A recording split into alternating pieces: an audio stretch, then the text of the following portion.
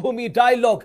UK triple SC paper leak मामले में अब हर दिन नए खुलासे हो रहे हैं। जो नई बात सामने आई है, यूके ट्रिपल एससी के फॉर्मर मेंबर देवान सिंह भैसोड़ा ने मुख्यमंत्री को खत लिखा है।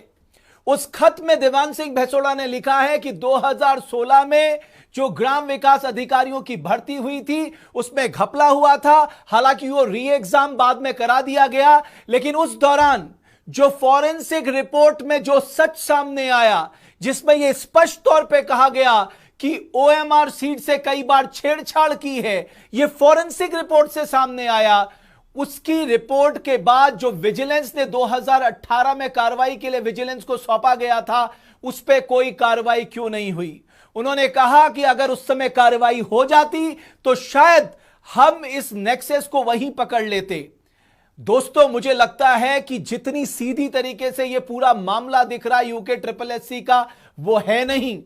यह कैश फॉर जॉब स्कैम बहुत पहले से यूके ट्रिपल एससी में चल रहा था और इसी के चलते कई बार महेश चंद्रा जी और देवान सिंह भैसोड़ा जी दोनों मेरे साथ देवभूमि डायलॉग के मंच पे जुड़ रहे हैं। आप दोनों यूके ट्रिपल एससी के फॉर्मर मेंबर रह चुके हैं। भैसोड़ा साहब बहुत धन्यवाद, चंद्रा जी आपका भी बहुत बहुत धन्यवाद देवभूमि डायलॉग से जुड़ने के लिए। महेश चंद्रा जी, अचानक आपको कैसे ख्याल आया कि साहब आपको चिट्ठी लिखनी चाहिए, और जो विजिलेंस को जब जांच करने के लिए सौंपा गया था उसने उस पर एक्शन नहीं लिया, कब आपको ऐसा लगा कि आपको मुख्यमंत्री को लिखना चाहिए, और इसके पीछे आपको क्या लगता है कि यह कहीं ना कहीं मामला तब दबा दिया गया? आप मुझसे पूछ रहे हैं? मैं चंद्रा जी से जी भैसोड़ा जी आपसे पूछ रहा हूं मैं। हाँ, 2018 में विजिलेंस को चला गया था। उसके बाद बीच में कई इंस्पेक्टर्स उसके बदले हमसे वो हमारी बातें जानने लगे टेलीफोन से। एक बार तो मैं गया भी, और उसके बाद कुछ नहीं होता था। 3-4 इंस्पेक्टर्स बदल गए।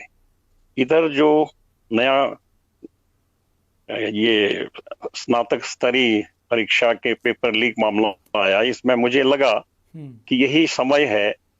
यदि पुरानी, जैसे आपने कहा, मैंने लिखा भी है, यदि 2016 में ही दोषियों को दंड दिया जाता तो शायद ये आगे अच्छा चल रहा होता आयोग।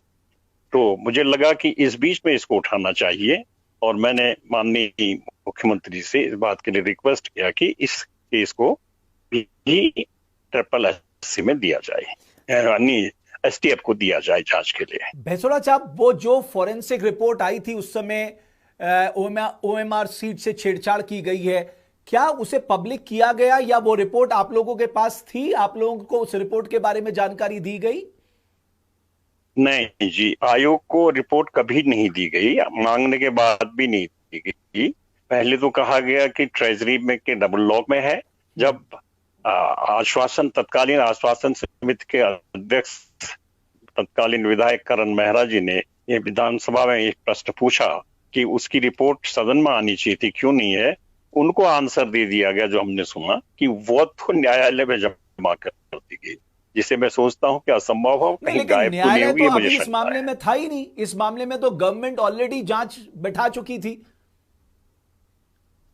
हाँ, जांच बैठा दी। जांच का एक लेटर मात्र आया, उस लेटर को ही कोर्ट में आयोग द्वारा दिया गया। जांच रिपोर्ट आयोग तक नहीं पहुंची, और न वो पब्लिक डोमेन में आई, और न उसको विधानसभा पटल में रखा गया। ओके, महेश चंद्रा जी, मैं आपसे जानना चाहता हूं कि मेरे संज्ञान में आया है कि जो पहली 2016 में जो ग्राम विकास अधिकारी की भर्ती की गई थी, उसमें जो हाईएस्ट मार्क्स लेके आया था, नियर अबाउट 98.5% मार्क्स लेके आया था, जब री एग्जाम हुआ तो वो -0.02 के आसपास नंबर लेके आया। थोड़ा ये क्लासिक एग्जाम्पल मुझे लग रहा है करप्शन का, और किस तरह से पूरा खेल होता है। जरा इसके बारे में आप जानकारी दे सकते हैं? हाँ भट्ट साहब, ऐसा है जी कि जो 2016 का परीक्षा आयोग ने की थी, उस परीक्षा में जो अभ्यर्थी चुने गए थे वो शेड्यूल कास्ट के छोड़ करके दोबारा दूसरे एग्जाम में कोई नहीं आया जी।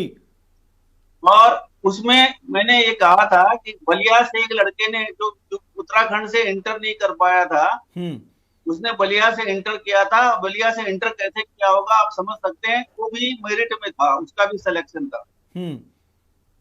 और जो इन्होंने 180 लड़के लिए थे, जब दोबारा एग्जाम हुआ उसमें से 35 बच्चे या 35 से ज्यादा बच्चे दोबारा एग्जाम में बैठे ही नहीं, तो मुझे मालूम था कि हमारा कोई नंबर नहीं आना है। एक्चुअली जो पहला एग्जाम किया गया था, ये जो मई 2016 का जो है, इसका एग्जाम पहले हुआ था, अब मार्च में हुआ था, फरवरी मार्च 2016 में। तो पहले अध्यक्ष ने, उनके secretary doctor M S Sanyal ने और examination controller doctor R S Pokhriya ने, इन तीनों की मिली भगत से उसमें बहुत ज्यादा धांधलागर्दी हुई, जिसके विषय में दीवान सिंह भैंसुरा जी के ने पहले बताया, क्योंकि वो क्षेत्र में ज्यादा रहते हैं, कि भैया ऐसे बच्चों का हो गया जिनको कुछ नहीं आता। फिर हम दोनों ने मिलकर के, जब वो पुराने अध्यक्ष चले गए, नए अध्यक्ष से कहा भाई हमको कम से कम रिजल्ट तो दिखाओ। तो रिजल्ट जब उन्होंने दिखाया, तो रिजल्ट के आधार पर मैंने पाया कि महुआ डाबरा एक जगह काशीपुर का, वहां से 13 या 21 बच्चे एक ही क्षेत्र से गए थे, सिलेक्ट हुए थे। बहुत धांधलागर्दी की गई थी। उसके पश्चात इन लोगों ने केस जो हुआ कि इसको कैंसिल किया जाए, हाई कोर्ट में चले गए। इन्होंने उन बच्चों को, क्योंकि पैसा ले रखा था, हाई कोर्ट में 4-5 केस लगाए गए और भैंसुरा जी की छवि को धूमिल करने की कोशिश की गई। एक लेटर अभी सर्कुलेशन में है, जी के 2 बच्चे नहीं आए, 2 रिश्तेदार नहीं आए, इसलिए वो नाराज हैं। और जो उनका पहले एक ऑप्शन था हमारा, रमेश चंद्र जी थे फॉरेस्ट के डिप्यूटेशन में, उसका कोई बेटा और बेटी नहीं आए, जबकि सारे के सारे रोल नंबर गलत हैं, ऐसे कोई बैठा ही नहीं था। और गलत पूर्व अध्यक्ष ने, उस समय के प्रमुख सचिव ने, ये एडिशनल चीफ सेक्रेटरी को, जो एडमिनिस्ट्रेशन के क्या कहते हैं इंचार्ज थे, उनको चिट्ठियां लिखी और अपने दबाव से, अपने इन्फ्लुएंस से उन पर कोई कार्रवाई नहीं होने दी। तो आपको लगता है कि ये घपला, ये यूके ट्रिपल एससी में ये घपला पहले से ही चल रहा था? पहले तो भेज ही नहीं रहे थे, क्या कहते हैं उसके लिए, OMR सीट के क्या कहते हैं, वो इन्वेस्टिगेशन के लिए जब उनका रिपोर्ट आई, तो रिपोर्ट को बंद कर दिया गया, जमा कर दिया गया, उसमें कोई कार्रवाई नहीं, किसी को नहीं दिखाया गया। और वो जो पुराने अध्यक्ष ने, सेक्रेटरी ने और वो जो एग्जामिनेशन कंट्रोलर ने इतनी जड़ें अपनी क्या कहते हैं, ये पैसा लेकर के अपॉइंटमेंट करने की इतनी जड़ें जमा दी और इतना सिस्टम पक्का मजबूत कर दिया कि वो हमेशा इसी प्रकार से काम करते रहे और आज भी कर रहे हैं। महेश चंद्रा जी, आप बहुत सीरियस एलिगेशन लगा रहे हैं। आप कह रहे हैं तब भी पैसा लेके नौकरी देने का चलन बदस्तूर जारी था। आप ये बताइए कि 180 बच्चों में से 180 बच्चों में से जो सिलेक्ट हुए थे, उसमें सिर्फ 2 ही बच्चे दोबारा आए और 35 पहले जो मेरिट में थे दोबारा एग्जाम में नहीं बैठे। क्या बिना पैसे के आ गए थे क्या?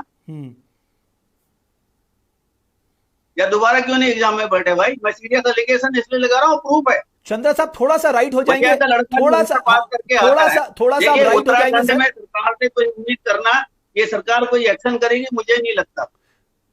डॉक्टर मनोहर सिंह कनियाल जो सेक्रेटरी है, उसने 8.5 लाख रुपए का गबन किया है, तनख्वाह ज्यादा ड्रॉ करके। जो सेक्रेटरीट से उसकी तनख्वाह निश्चित होकर के आई थे, उससे ज्यादा खरीद करके उसने ड्रॉ किया 8.5 लाख रुपए। मैंने राइटिंग में दिया इस वाले अध्यक्ष को, जिसने भी रिजाइन किया है, इन्होंने उसको भेजा है यहाँ प्रशासन को, एडिशनल चीफ सेक्रेटरी के यहाँ भेजा है कि इसका रिकवरी की जाए। उसमें कोई कार्रवाई नहीं हुई पिछले 4 साल 5 साल से। क्या कहेंगे आप? SIT के इन्वेस्टिगेशन, इस प्रकार के इन्वेस्टिगेशन चलते रहेंगे, कुछ नहीं होना है उत्तराखंड में। पैसा बदस्तूर चलता रहेगा। भैंसुरा जी, मैं आपसे एक और बात जानना चाहता हूं। मैं बिल्कुल सीधे सीधे पूछ रहा हूं, कोई घुमा के नहीं। क्या इन तथ्यों के आधार पर आप लोगों ने तब दबाव नहीं डाला कि साहब ये क्या हो रहा है? आप लोगों ने जो अध्यक्ष थे, सेक्रेटरी थे, उनसे नहीं कहा कि आप ये लोग क्या गलत कर रहे हैं? अगर साहब 180 में से केवल 2 बच्चे दोबारा एग्जाम में निकलते हैं, 35 लोग एग्जाम में नहीं बैठते, ये तो अपने आप में ओपन एंड शट केस था। भट्ट जी, मैंने जो पहला परीक्षा की गई आयोग द्वारा ट्रेजरी के असिस्टेंट अकाउंटेंट की थी जी। उसी में मुझे लगा कि गड़बड़ी शुरू हो गई है। तो मैंने लिखित दिया उनको कि इसमें ये गड़बड़ है, इस परीक्षा को भी निरस्त किया जाए, दोबारा किया जाए, जो फर्स्ट परीक्षा हुई थी। और आयोग की बैठक में महेश चंद्रा जी ने भी हमें सहयोग किया। उन्होंने कहा कि ये गलत हो रहा है। माननीय उस समय के तत्कालीन अध्यक्ष जी ने कहा ये पहला एग्जाम था, कुछ गड़बड़ हो गई, ये स्वाभाविक है, आयोग नया बना है, प्रदेश को इसकी आवश्यकता है और इसकी बदनामी हो जाएगी, इसलिए भविष्य में मैं कोशिश करूंगा कि ये गलतियां नहीं होगी, इसलिए आप अपना आरोप वापस ले लीजिए। तो मैंने वो फाइल वापस अपने पास रखी, आज भी मेरे पास मौजूद है। और ये अध्यक्ष तब आरबीएस रावत थे हैं? तब चेयरमैन जो थे वो आरबीएस रावत थे, डॉक्टर आरबीएस रावत। हाँ, पहले अध्यक्ष वही थे, पहले मेंबर हम दोनों थे, फर्स्ट टाइम के ही जी। तो हमें 1.5-2 साल आयोग को गठन करने में लग गया, उसकी रूपरेखा बनाने में। तो करीब वही 16 से परीक्षाएं शुरू हुई थी। और मजे की बात यह है कि जो 6 मार्च 1916 को 2016 को जो परीक्षा हुई, वो उससे पहले एक परीक्षा हुई, उसका सर्टिफिकेशन न करके इतनी जल्दी में थे कि उन्होंने उसको छोड़ दिया, इसका सर्टिफिकेशन शुरू कर दिया, इसका रिजल्ट पहले निकालने की कोशिश की। अच्छा, मतलब आप कह रहे हैं जिसका एग्जाम पहले हो गया था उसका रिजल्ट देने के बजाय जो एग्जाम बाद में हुआ था उसका रिजल्ट पहले डिक्लेयर करने की जल्दबाजी में थे, क्योंकि इसमें हम कई जगह से सूचनाएं मिल रही थी गड़बड़ हो रही है। और यहाँ तक कि ताजुब की बात है, माननीय मेंबर साहब जो यहाँ हमारे साथ बैठे हैं, महेश चंद्रा जी, आप सामने देखिए, आप इधर उधर मत देखिए, आप लाइव हैं सर। चंद्रा जी आप सामने देखिए, बोलिए भसोड़ा जी। हाँ, हमने कहा कि ये ओमार सीट कहाँ रखी जा रही है, यहाँ क्यों रख दी? मुझे तो पता ही नहीं था कि ऑफिस में रखी है, ऑफिस में रखी है, खाली ताला लगा है, सील नहीं है। मैंने कहा फर्स्ट एग्जाम में कि ये तो डबल लॉक में जाने चाहिए थे। कहने लगे कि डबल लॉक में इतने ओमार सीट नहीं रखी जा सकती हो ट्रेजरी में। दूसरे में भी नहीं रखा, तीसरे में भी जब नहीं रखा, फिर लिख के दिया कि यहाँ आप सीसीटीवी कैमरा लगाइए। ये तीनों जने, जैसा महेश चंद्रा जी ने कहा कि उनके नेतृत्व, अध्यक्ष के नेतृत्व, ओमार सीट को अपने पास ले जाते थे, पता नहीं कहाँ ले जाके वो उसकी स्कैनिंग करते थे। हम बार बार कहते रहे और कहने लगे नहीं ऐसा ही होता है। और तब हम अपने को बचाने के लिए उनसे बार बार कुछ हमने लिखित में भी दिया है, हमारे पास भी प्रमाण है, वो ऑफिस में भी मिल जाएंगे। तो आप कह रहे हैं कि आप लोगों को पहले से ही शक था चंद्रा साहब कि ये ओएमआर शीट में कहीं ना कहीं गड़बड़ झाला है और ये कहीं और ले जाई जा रही है ओएमआर शीट। ऐसा है साहब कि जो ओएमआर सीट का जो रिपोर्ट बनाई गई, ओएमआर सीट का जो क्या कहते हैं एग्जामिनेशन हुआ, जो सिस्टम है कंप्यूटर से रिजल्ट निकालने का, वो वन विहार में एक डॉक्टर एमएस कन्याल है जो पहले सेक्रेटरी थे, उनके मकान में ही मशीनरी लगाई गई थी और doctor RBS Rawat, doctor MS Kanyal वहां हमेशा बैठे रहते। 7 दिन में आई वो रिपोर्ट। मतलब आप कह रहे हैं ओएमआर शीट तत्कालीन सचिव अपने घर ले जाया करते थे? सचिव अपने घर ने, उन्होंने अपने घर में वहां के जो क्या कहते हैं एजेंसी थी, जो क्या कहते हैं ये एग्जामिनेशन एजेंसी थे, उसके स्टाफ को वहां अपने घर में किराए पर रखा था और वहीं पे करते थे, वहीं पे मशीन लगा रखी थी। ये तो सीधे सीधे कॉन्फ्लिक्ट ऑफ इंटरेस्ट हुआ। देखो साहब, ऐसा है, सीधी सी बात, आप कुछ भी कहें, मैं मोटी सी आपको मैं बता दूं, मैंने भारत सरकार में बड़े सीनियर पद पर रहा, directorate general of foreign trade में, और मैंने देखा है। लेकिन उत्तराखंड की सरकार में हमने मई 2016 से चिट्ठियां लिखी, जो मेंबर थे ना जी, जो मेंबर थे, जो इन्वेस्टिगेशन एक वो बनाई गई जांच आयोग बनाया गया था उस एग्जाम के लिए, उनके लिए बार बार चिट्ठियां लिखी। उस चिट्ठी में मैंने कहा था कि भैया हमारी बात भी सुन लो, हमको भी बुला लिया जाए, उसको बंद करने में लगे। They have not given us opportunity, हमको कोई मौका नहीं दिया कि हम आकर के अपनी बात कहें उनको कि क्या गड़बड़ियां हुई है। तो आप कह रहे हैं कि हाईकोर्ट में भेज देते हैं, गवर्नमेंट बहुत सीरियस नहीं थी उस समय, झूठे वो लगाते हैं। वही तो खैर देखिए, मैं 2016 की बात कर सकता हूँ और अब यही कह सकता हूँ कि जो वर्तमान में ये जो सेटअप था जी, क्योंकि मैं 2016 से 2018 तक इनके साथ काम करता रहा, तो मुझे इनमें कहीं कोई रति भर में ऐसा नहीं लगा गलती रही है। प्रोसीजरल लैप्सेस कहीं हो सकते हैं, लेकिन मतलब इनके जानबूझ करके कोई खुरापात करने की इन्होंने नहीं की और न मुझे उम्मीद है कि अब भी की होगी। चंद्रा साहब, इनका दुर्भाग्य रहा कि वो जो सेटअप इनका जो आदमी सेट कर गए थे, जैसे जोशी या जो एग्जामिनेशन एजेंसी, इनको इन्होंने चेंज नहीं किया। यही इस प्रेजेंट सेटअप की गलती रही, बाकी इनकी कोई मुझे गलती नहीं दिखाई देती। सर मुझे यह भी पता लगा कि जो तत्कालीन चेयरमैन थे वो व्यापम घोटाला किस तरह से हुआ था उसकी स्टडी के लिए गए थे और सेक्रेटरी झारखंड गए थे। तो ये वहां से क्या सीख के आए कि घोटाला कैसे रोका जाए? मतलब मैं जानना चाहता हूं क्या ये सच बात है? देखिए, ये झारखंड गए थे, ये राजस्थान के इन्होंने देखा था, इन्होंने मध्य प्रदेश खुद गए थे, अध्यक्ष गए थे।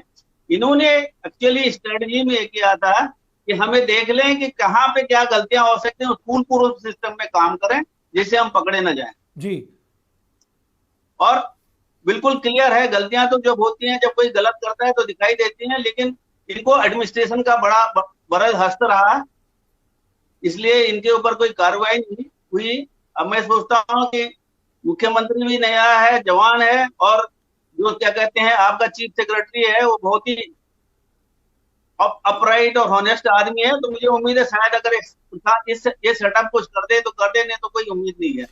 चंद्रा साहब, मैं बहुत ज्यादा उत्तराखंडी लोग कह रहे हैं कि साहब ये जिस तरह का घपला हुआ है, इतने बड़े लोग इसमें शामिल हैं, स्टेट एसटीएफ क्या इस पे जस्टिस कर पाएगी?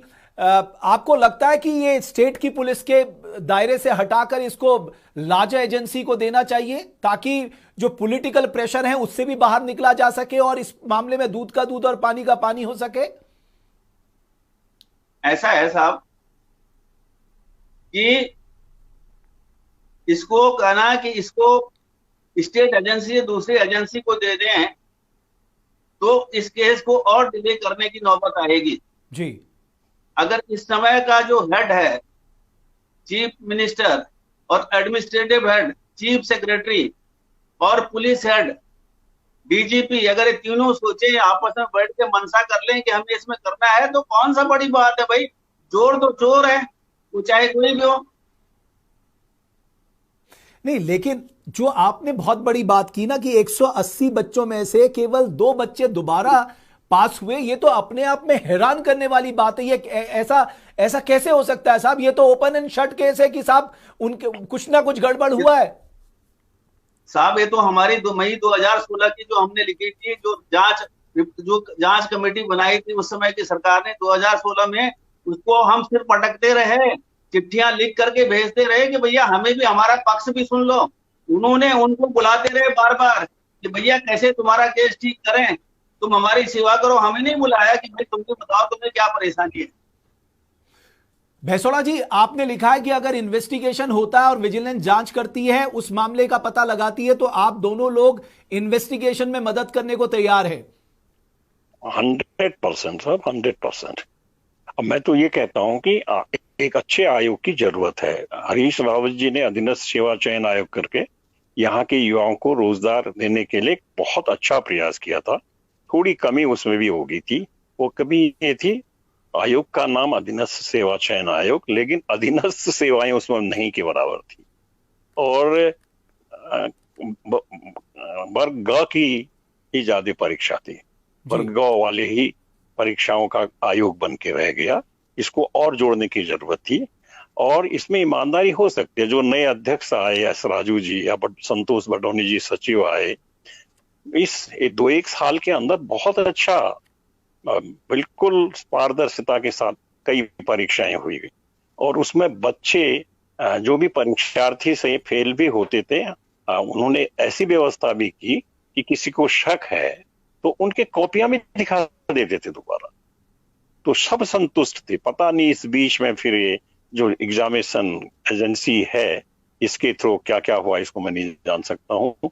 ये बड़ा दुर्भाग्य सा, लेकिन आप लोग ये कह रहे हैं कि एस राजू और मिस्टर बडूनी जो हैं वो ईमानदार लोग थे, वो अपनी ओर से इस संस्था को मजबूत करना चाहते थे, करप्शन फ्री करना चाहते थे। जी जी जी, और किया उन्होंने। एक उन तीनों के हटने के बाद बहुत अच्छा हुआ था, कोई शिकायत कहीं से कोई नहीं थी।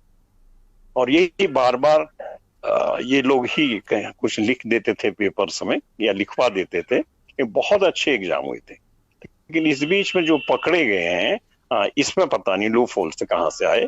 मुझे पूरा यकीन है कि एस राजू जी, संतोष बडोनी जी, डांगी जी बहुत ईमानदारी से काम कर रहे थे, और ऐसे लोग आयोग में होने चाहिए। लूप होल्स कहीं गलतियां होगी, मैं ये नहीं कहता हूं कि उनसे गलतियां नहीं हुआ, लेकिन जानबूझ के उन्होंने गलती नहीं की होगी, किसी स्रोत से। जैसे मैं आपको एक एग्जांपल देता हूं, मान लीजिए आप 10 गलत सवाल पूछते हैं, बाद में उन सवालों को आप डिलीट कर देते हैं और बराबर मार्क्स दे देते हैं।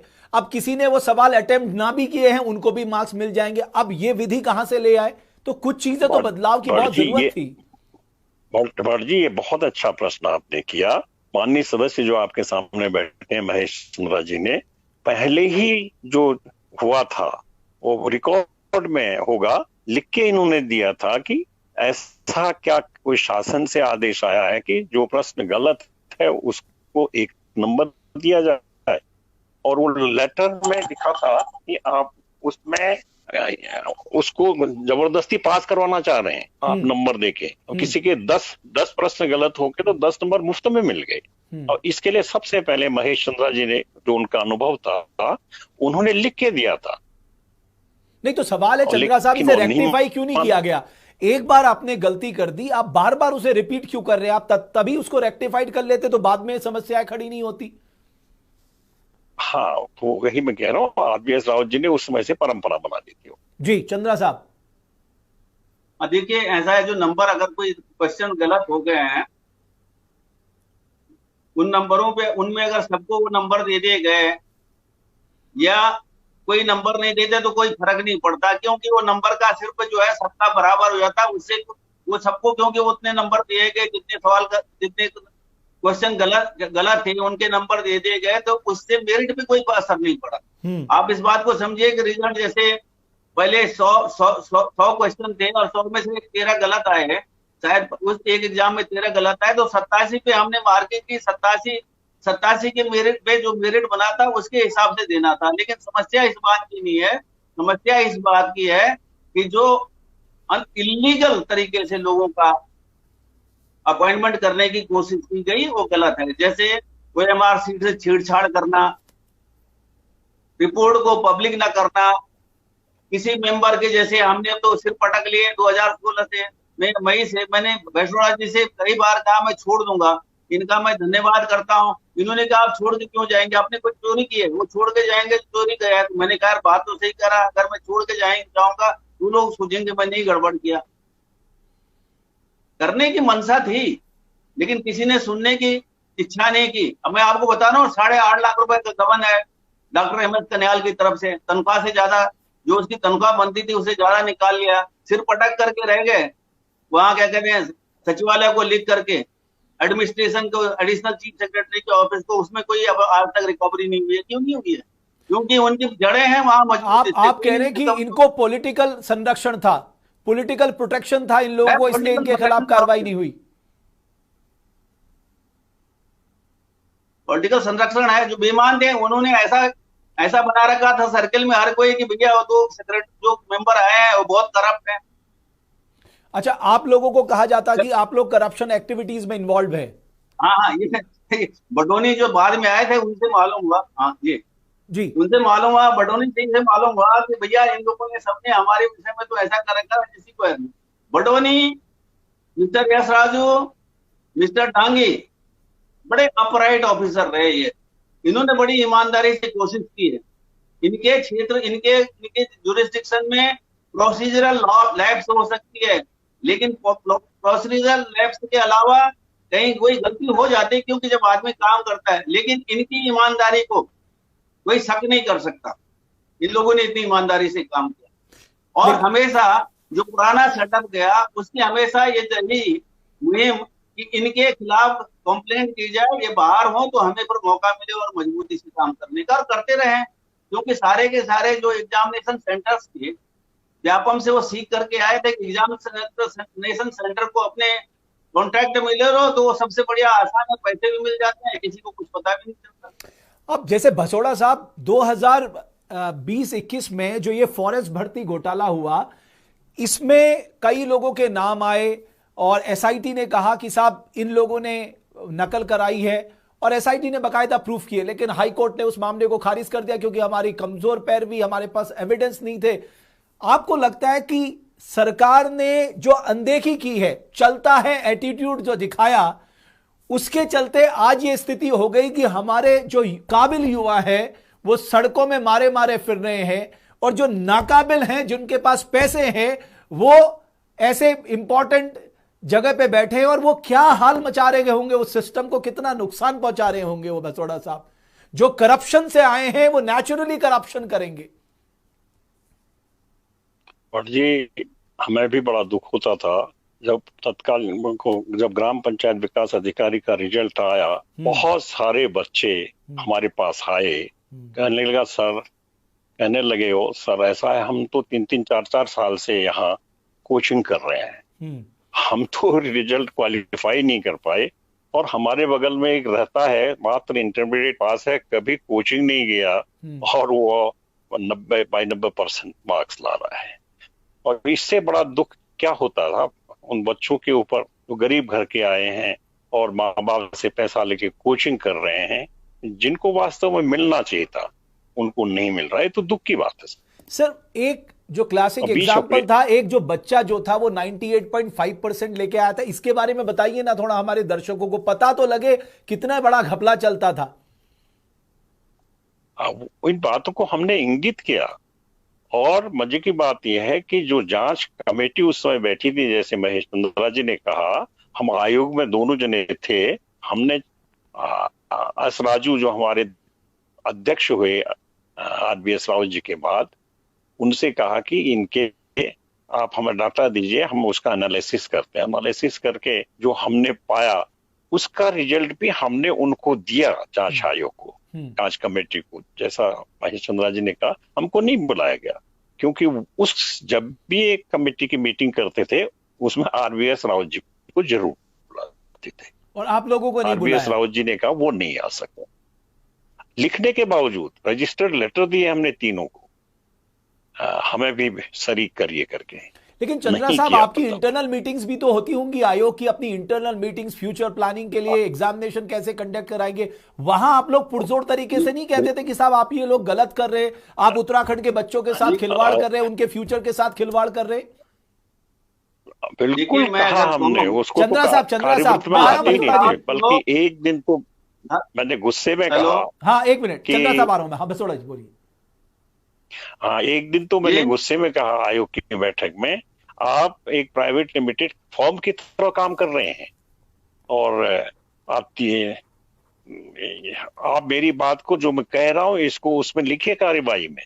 इसके बावजूद भी बाद में उन्होंने कार्रवाई में बहुत नहीं लाए, हमारी बातों को ही नहीं लाते थे, जो हम कहते थे उसमें लिखते नहीं थे, वो हम उठाते थे प्रेस में। बाद में माननीय महेश चंद्रा जी ने इस बात को कहा कि भैंसवाल जी ने ये कहा था, लेकिन कार्यवृत्त में आप क्यों नहीं लाए? जब ये अति होने लगी तो हमने भी अपने को बचाने के लिए लिखकर उनको देना शुरू किया। तो आपने उनसे डायरेक्टली बोल दिया फेस टू फेस कि आप इस आयोग को एक प्राइवेट लिमिटेड कंपनी के तौर पे चला रहे हैं? बिल्कुल कहा, और वो लिखित इन्होंने प्रमाणित भी किया, माननीय महेश चंद्रा जी ने फिर लिखित रूप से बाद में दिया है। ओके, चंद्रा साहब आप एलैबोरेट करिए क्या हुआ था उस दिन। चंद्रा साहब यू कैन एलैबोरेट इट, क्या हुआ था उस दिन? हेलो, हाँ चंद्रा साहब, आपका कैमरा ऑफ हो गया। चंद्रा साहब आप दोबारा आपका कैमरा ऑन कर लीजिए। तो भैंसोड़ा साहब, जब आपने कहा इन लोगों से कि आप प्राइवेट लिमिटेड कंपनी की तरफ चला रहे हैं, तो उनका क्या रिएक्शन था? रिएक्शन ये था कि उनको आश्चर्य होगा कि हुआ कि ऐसा भी बोल सकते हैं हम लोग।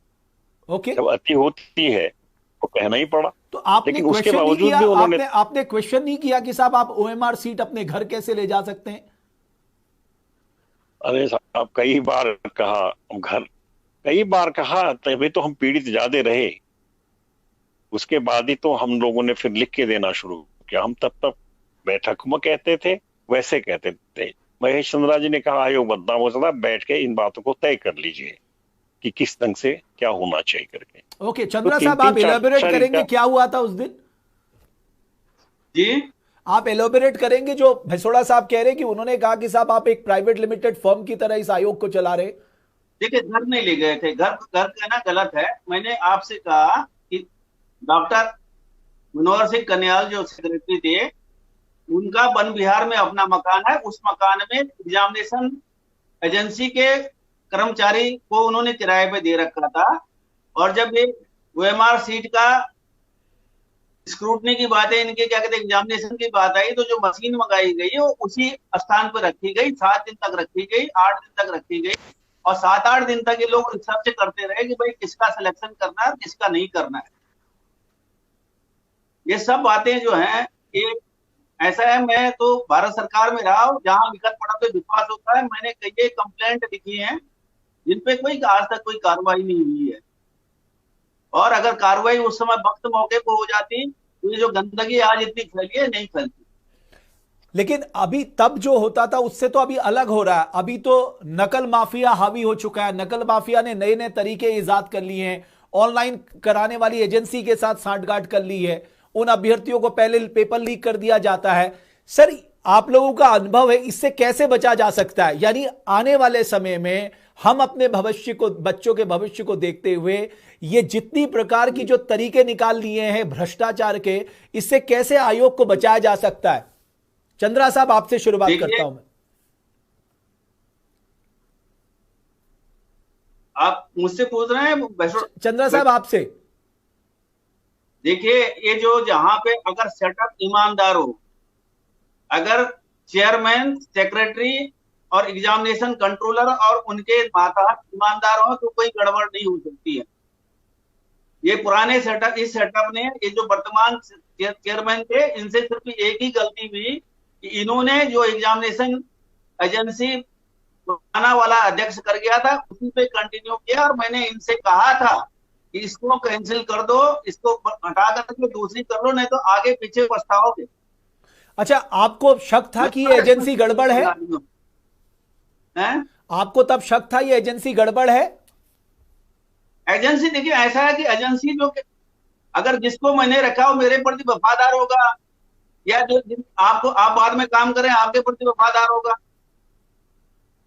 आप इस बात को देखिए, इस एजेंसी में हमने, मैं और मिस्टर भैसोड़ा के साथ कमेटी बनाई थी पुराने अध्यक्ष ने, और कहा था कि इनको कितने पैसे देने चाहिए। जो आए थे कोटेशन, उसके आधार पर इस कंपनी ने सिर्फ 150 रुपए या 158 रुपए मांगे थे, तो हमने इसको अप्रूव किया था कि सबसे कम है। और चेयरमैन ने अपने आप अपने कहां से कैसे कर दिया, उसने 158 से 358 या 250 या 350 कर दिया। अरे भाई, जब कमेटी ने दे रखा है, गवर्नमेंट सेटअप में ये होता है कि जो कमेटी देती है, that decision is binding and final, and if अगर उसको नहीं माना गया तो उसके कारण दिए जाते हैं, दोबारा कमेटी बनाई जाती है। तो 158 से पहले एग्जाम में दाम कैसे इतने ऊपर चले गए, लाखों करोड़ों रुपए का हर बार ज्यादा पेमेंट किया गया एजेंसी को। तो जनरली सीधी सी बात है कि जिसने 158 रुपए दिए, उसके 258 हो गए, तो 100 रुपए के हिसाब से एप्लीकेशन उसको ज्यादा मिला ना। ठीक बात। तो लेकिन जिसने किया है उसको जरूर 150-100 रुपए में ज्यादा मिला, कुछ मिला होगा तभी तो किया उसने। लेकिन मेरे को पॉइंट्स ऑफ इन्वेस्टिगेशन। बिल्कुल सही बात है। आप कैसे 200 रुपए बढ़ा सकते हैं एक झटके में, जब आपकी कमेटी ने 158 रुपए अप्रूव किया? तो भैसोड़ा साहब, हो सकता है 158 में, हाँ 158 में हो सकता है कि फिगर में दो कुछ थोड़ा सा हल्का फुल्का फर्क हो, लेकिन इसी प्रकार से बता गया। फैक्ट यही है कि 1 या 2 कर दिए गए। एक भैसोड़ा साहब, एक और बात बताइए। मुझे पता लगा कि जब आरबीएस रावत ने इस्तीफा दिया तो उन्होंने अपने को करप्शन के खिलाफ एक क्रूसेडर के तौर पे दिखाया था। तो आप जो लोग सीरियस एलिगेशन लगा रहे हैं उनके ऊपर, ये तस्वीर तो बिल्कुल जुदा दिखाई दे रही है। उन्होंने ये सोच लिया था कि हरीश रावत सरकार गिर रही है। 10 तारीख को फ्लोर टेस्ट होना था और हम लोगों ने जो लिख के दिया था, इनको लगा कि वो बीजेपी की सरकार बन जाएगी, इसलिए मैं इस्तीफा दे दूं, बीजेपी के फेवर में चले जाओ ताकि वो मुझे बचाएंगे। लेकिन उनका दुर्भाग्य था, हरीश रावत सरकार फ्लोर टेस्ट में बच गई। तो इसलिए उनकी तो आदत ही थी। मैं 6 महीने तक उनकी तारीफ करता रहा। पंतनगर यूनिवर्सिटी में गया मैं, वो इतना अच्छा बोलते हैं, शिक्षित हैं और आदमी को अपने जाल में फंसाते हैं। और हमसे कहने लगे, शुरू में ऑफिस ही नहीं मिल रहा था, तो एक आध मीटिंग तो हमने गोविंद सिंह कुंजाल जी के घर के ऑफिस में किया था, तीनों जने ने आयोग की बैठक। तो पूछने लगे कि किस तरह से आयोग चलना चाहिए। हमने कहा कि उत्तराखंड में एक ऐसे आयोग की जरूरत है जिनमें कोई पैसा दिए बगैर सिलेक्शन हो जाए, गरीब का बच्चा भी यदि योग्य है वो भी निकल जाए। और उसी दिन से उन्होंने सोच लिया कि इनके साथ रहने से कमाई धमाई नहीं हो सकती है शायद। और एक सचिव तत्कालीन एक आए थे, उनका नाम बोलना भी बता देंगे, महेश चंद्रा जी, उनको इन्होंने हटवा दिया। उनको 2 जगह के चार्ज थे, वो भी बेहद ईमानदार सचिव थे जो सबसे फर्स्ट में नियुक्त हुए, और मुख्यमंत्री से कह के अपना प्रभाव जमाते हुए उनको वहां से सचिव के पोस्ट से हटा दिया। तो बाद में पता चला धीरे धीरे कि वो तो बहुत ही ऊंची चीज है। उनका एक ही ध्येय रहता था कि पैसे कैसे कमाएं और दूसरों को बेवकूफ कैसे बनाएं, और जो वो गलत काम कर रहे हैं उसके लिए पहले से साजिश करके रख लेते थे, मैं उस दूसरे को कैसे फंसाऊंगा। तो इस तरह से हमसे कहने लगे, कहने ने लिख के दिया, आप 1,000 क्वेश्चन बनवाइए, बना के लाइए, ताकि उनके मन में ये था कि क्वेश्चन ये बनाए और हम रिजल्ट निकालें। और इन्होंने क्वेश्चन बनाए और ये इन्होंने लीक किया प्रश्न पत्र। तो इस ढंग की करतूतें थी, हम लोग समझ गए थे। खैर, अब भविष्य के लिए आयोग की आपने पूछा, मेरा सुझाव है कि एक गलती की इन लोगों ने, जो हमने बार बार कहा था, जो एग्जामिनेशन कराने वाली संस्था थी, एजेंसी थी, उसी की दूसरी एक संस्था थी, ये बाद में हमें पता चला कि पेपर भी वहीं छपवाते थे। ये अलग अलग होना चाहिए, ये पहले ही तय हो गया था। बाद में हमें पता चला, उसी को दे दिया। और यहां तक तय किया था कि हमने कहा यूपी में, बिहार में, पंजाब में, हरियाणा में, दिल्ली में यहाँ पेपर न छपवाए जाए, क्योंकि यहाँ हमारे पहाड़ के लड़के भी रहते हैं, प्रिंटिंग मशीनों में होंगे, तो इसलिए बाहर छपवाया जाए। तो बाहर कभी कभी गए, पहले भी गए हैं, ऐसा नहीं, बाहर भी छपवाए। बीच में ये जो अभी लीक हुआ, इसमें सुना कि यही छपाए। चंद्रा साहब, तो इस तरह का सिस्टम डेवलप है।